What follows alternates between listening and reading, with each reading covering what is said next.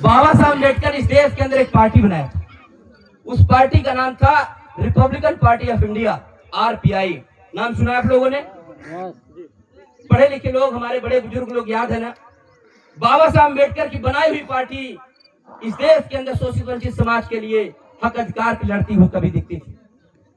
मानव मसीहा कांसीराम IAS जैसे अस्तर की नौकरी को छोड़ करके जब समाज के बीच में जाने लगे मानव मसीहा कांसीराम साहब, उन्होंने समाज में टहला घूमा, देखा, समाज को एकजुट करने की कोशिश किया और समाज के अंदर जब देखा तो उन्होंने अपना एक पहले संगठन बनाया जिसका नाम दिया बामसेफ।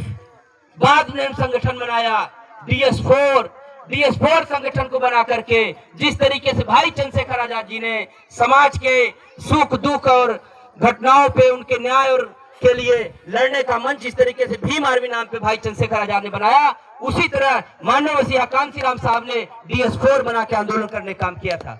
लेकिन जब देखा कि हमारा समाज हमारे साथ एकजुट तो हो रहा है, लेकिन अपने समाज को कैसे राजनीतिक स्तर पे इस देश का हुक्मरान और मालिक कैसे बनाए, क्योंकि यह देश तो बहुजनों का है।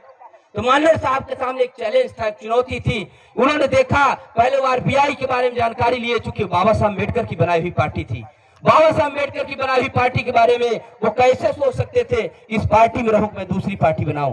काफी लंबे समय 7 साल 8 साल 10 साल तक मानव कांसीराम साहब ने संघर्ष किया और देखा RPI बाबा साहब अम्बेडकर जी ने जरूर बनाया था RPI पार्टी को, लेकिन उसके चलाने वाले लोग आज जो मनुवाद की व्यवस्था में शामिल हो गए हैं। किसी को मंत्री बनने का लालच पैदा हो गया, किसी को मुख्यमंत्री बनने का लालच पैदा हो गया है, किसी को जो सांसद बनने का लालच पैदा हो गया है।